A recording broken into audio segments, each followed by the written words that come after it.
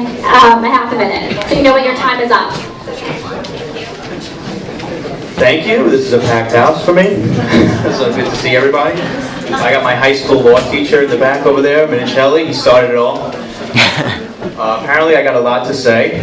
I actually delivered the Staten Island Advance for about 10 years or so. I got more coverage as a carrier of the month than I've gotten for being the first libertarian congressional candidate on Staten Island at the minimum age required by law, 25 years old.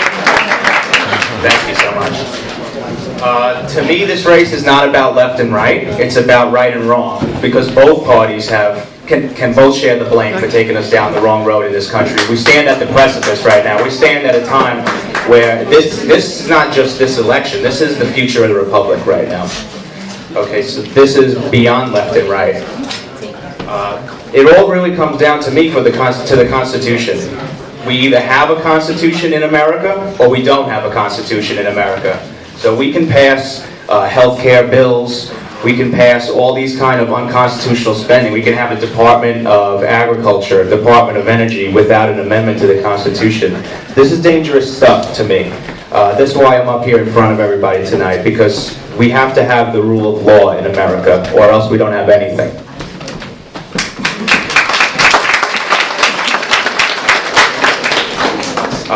I just want to say, last time we had a Republican congressman in this district, he voted for the stimulus package. Now, I'm on record, 2 years ago, I was at the Hilton debate, and I'm on record in the paper following that, saying that this is going to destroy the dollar. This is going to destroy our U.S. dollar, this stimulus bill. And it wasn't $800 billion like they told everybody. Bloomberg, AP, it was about $24 trillion plus that's been promised since that 2008 collapse and that secretive bailout package that was passed in the middle of the night across party lines. That's bipartisan corruption for everybody. So I just want to say that we really have to take a stand and get the rule of law back in America. Someone needs to stand up for the Constitution in this race. We're losing our liberties in America. I don't know if everyone else feels it. We're losing a lot of liberties, and it's even to the First Amendment liberties. We're up to the top at this point. We're losing our freedom of speech. We have a Department of Homeland Security that is actively putting people on government watch lists for being Tea Party people. And beyond. Libertarians, gun owners, Second Amendment groups, these people are being targeted by our government as potentially dangerous. Potentially dangerous to what, I ask? I think people know what it's dangerous to. They don't want us to have the liberties that we were promised by our rebellious founding fathers. They were rebels. They were rebel farmers. Everyone knows that. Yep. But I think we forget it sometimes. I want to talk about the Federal Reserve. This is a dangerous thing. This is one of the main reasons why I'm doing this campaign, is because we have a Federal Reserve that my past representatives never talk about. I write letters until my hand starts to cramp up, talking about the Federal Reserve and how they're printing money. It's actually the duty of Congress to safeguard our currency from banksters. That's exactly what we have at the Federal Reserve. They're unelected private bankers, and we've been sold a bill of goods that they're actually a wing of government. They're not a wing of government. They're an unelected cartel of private bankers, and they have hijacked the United States dollar.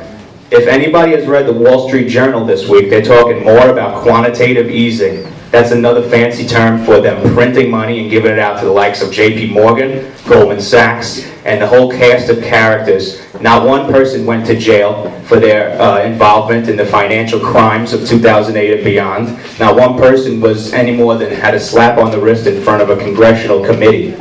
But really, that's the employees scolding the boss. That's the way it is right now in Congress. They're owned by the bankers.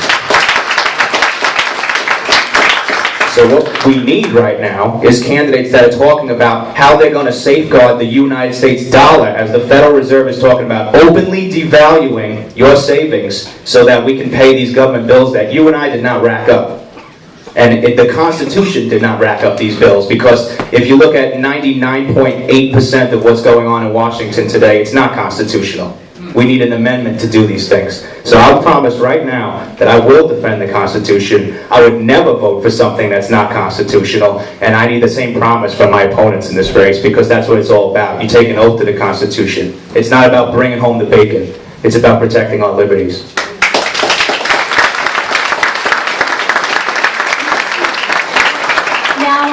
Michael, Mr. Grimm, you have 5 minutes, and please keep your eye on Felix as well for time. Thank you. Wow, what a crowd! Let's hear it! All right, that's what I'm talking about. If someone wants to say that the United States is not the old United States that we believe in, well, what's going on in Washington might not be the United States we believe in. But what's happening in this room tonight and all over the Staten Island and all over this country is exactly what this country was founded on. God bless each and every one of you. I've never been more proud to be an American than I am tonight. All these people coming out and getting involved in politics, many of whom have probably never been involved in politics in their life. I'm one of them. I'm one of them. You know, I say that and I often say a little joke, but it's actually true. I was involved in politics once. I was a special agent deep undercover, and I was bribing politicians pretending to be a developer looking for a piece of land. So I was paying them at the Borgata Hotel in envelopes with cash. At the same time, I was wearing a video camera and a body recording, and they were all arrested at the end of that case. So technically, I was involved in politics once. But other than that, this is my first run for politics.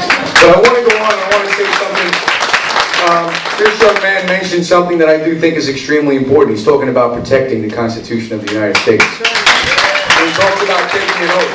He talks about taking an oath. Well, I know something about that oath. That oath is to support and defend the Constitution of the United States against all enemies, foreign and domestic, and to bear true faith and allegiance to the same, so help me God. I know it because I've taken it 3 times already. And come November 2nd, when they swear me in January, I'll be taking it for the 4th time.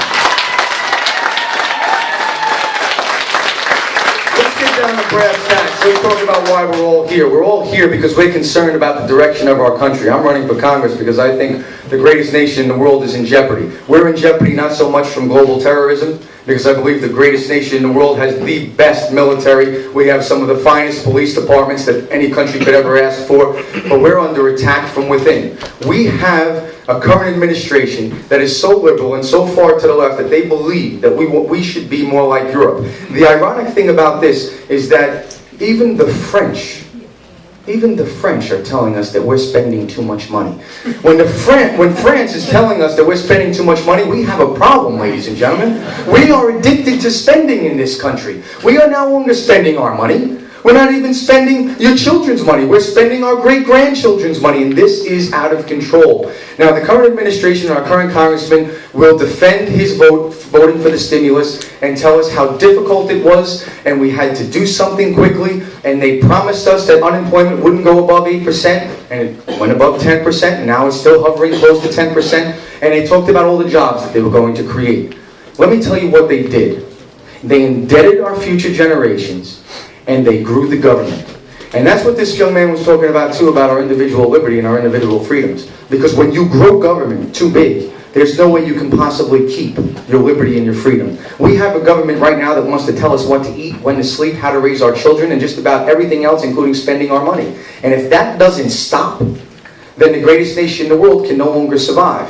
So what do? What does this liberal administration do? They attack the very core and foundation of what makes America great. They attack our free market system. They demonize those that want to make an entrepreneurial profit, an honest profit. Well, I have news for this administration. This country was founded on the American dream. The American dream is not a guaranteed outcome, but it's an opportunity. It's a guaranteed opportunity that if you're willing to work hard enough, you can be and be as successful as your talent and your drive will take you. And I know that from looking around this room and from knocking on over 5,000 doors, that the work ethic and the ingenuity and innovation of the American spirit has never been stronger. And that's what will get us out of a recession, not spending our grandchildren and great-grandchildren's money. That's what they need to know and want. to make things worse, beyond spending the money, they're also creating massive legislative initiatives, from Obamacare to cap and trade to financial regulation reform to the bailouts and so on. And what does that do? It creates a tremendous amount of uncertainty in the market. What entrepreneur out there is going to start a new business right now when they don't know what the effects of Obamacare are? What new hedge fund manager is going to invest more money when they don't know what financial regulation reform is going to bring? The reality is that the sweeping legislations that are downright anti-American that have been passed during this administration is jeopardizing the spirit of the entrepreneur and the free market system. And that is something that we cannot stand for. And that's why all the people in this room are looking for the change that is not the change and hope that we heard about in 2008, but it's about reverting back to what our great-grandparents and the founders of this country believed in. Hard work, responsibility, personal accountability. That's what this is about, and that's what I stand for, and that's why I'm running for Congress to represent you. Staten Islanders, thank you very, very much. I appreciate it.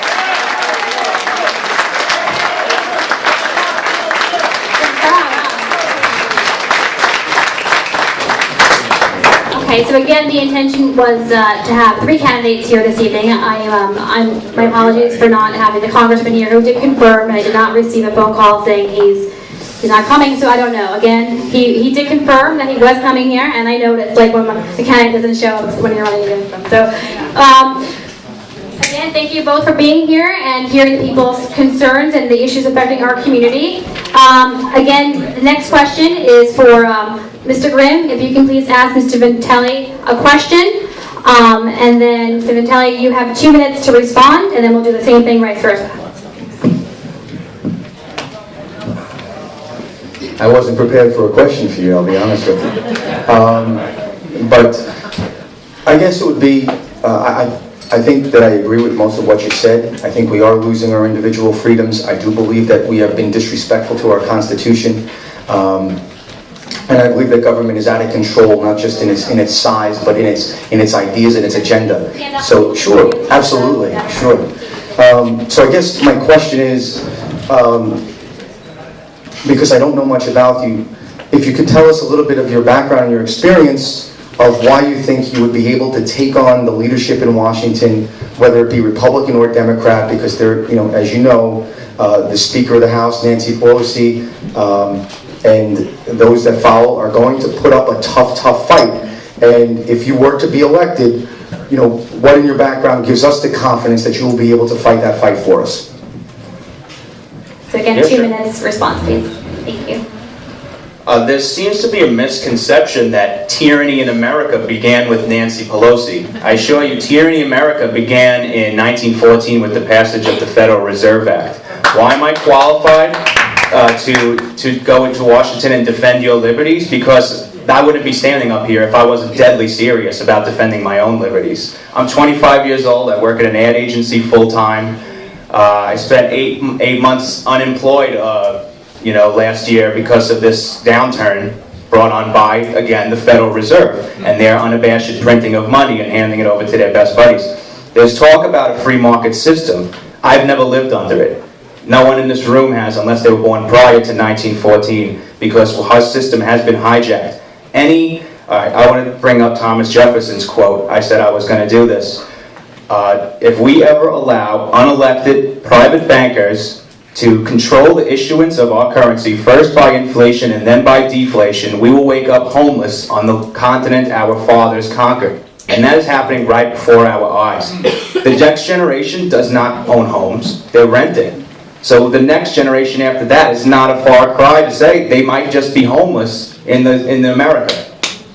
So I think we're losing our liberties, and I know the problems. I understand economics. I don't subscribe to this Keynesian economics, which is what we've gotten, which has gotten us down this road. I subscribe to the economics of Ron Paul, the Austrian School of Economics. They can explain the downturn, they can explain the recession, they can explain the business cycle. So it really comes down to what books you're reading and where you're looking for the answers. Because I have the answers, I found them, I've looked for them. Mr. Grimm, you have 2 minutes to use that if necessary or if desired. Well, there's only one thing I think that I would disagree with, and that's that no one has enjoyed the free market since 1914. I vehemently disagree with that. My grandparents, my parents, many of you in this room have had opportunities. Many of you in this room have come in the last 20, 25 years from another country and have built a life for yourself that you never could have had anywhere else, and have built much success and so many profitable businesses. You own homes, and your children have more than you had. So as much as I do agree with some of the things that you say, I can't say that we haven't enjoyed a free market system since 1914. I don't think that's a true picture of what this great nation has done